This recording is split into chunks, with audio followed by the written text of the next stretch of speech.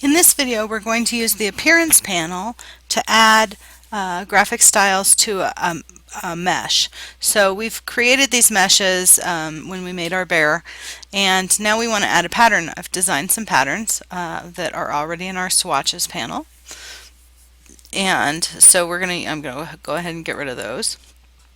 Well, we'll just leave them on there, fine. I'm going to add some of these patterns to our bear. So I'm going to start by selecting a mesh, and then I need our Appearance panel. The Appearance panel lives under Window. There it is. The hotkey for that is Shift F6. Also, if it happens to be docked in your panels, it looks like a black circle with a dotted line around it. I'm going to just pull it out here so we have access to it. And the Appearance panel, let's walk through this just a little bit, tells us that what we have selected is a mesh, and that's created by mesh points. And the opacity on this piece as a whole is just the default, normal and 100%.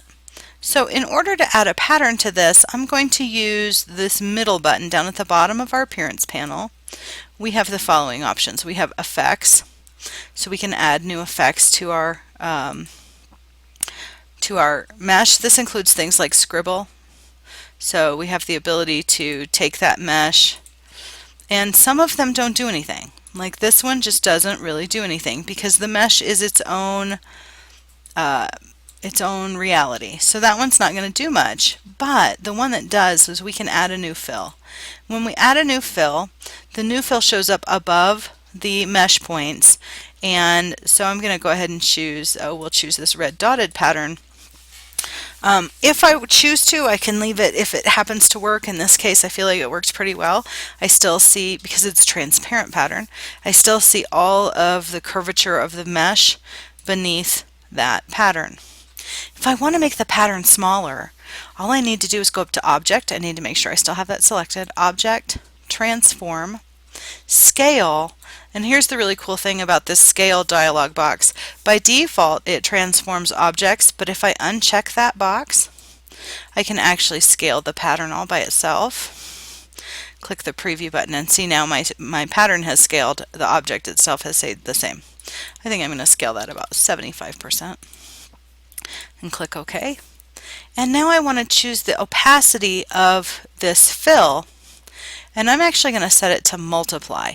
Now this is going to darken it up, but it also will pick up the lights and darks created by the gradient. So I really like that. I think it's I just think it gives it a more realistic look. So there we've added a pattern.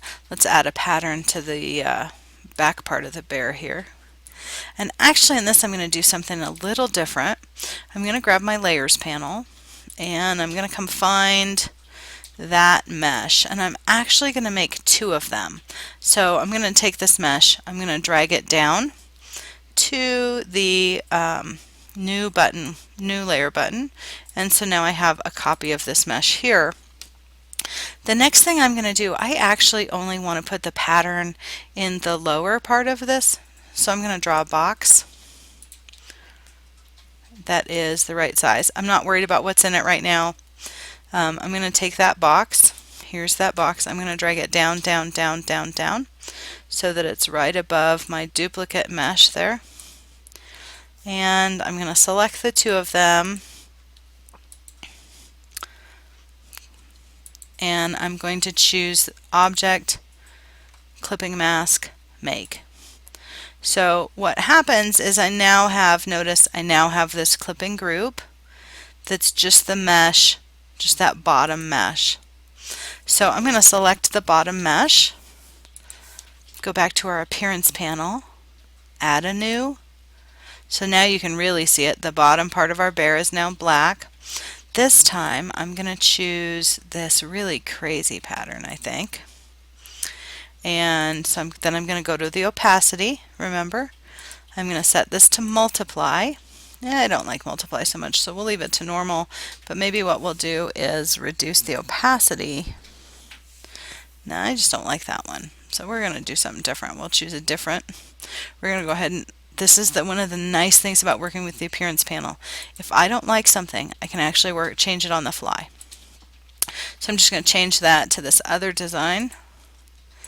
We'll set that to multiply. What's going to happen is we're going to get that brown pattern through there, and that's okay.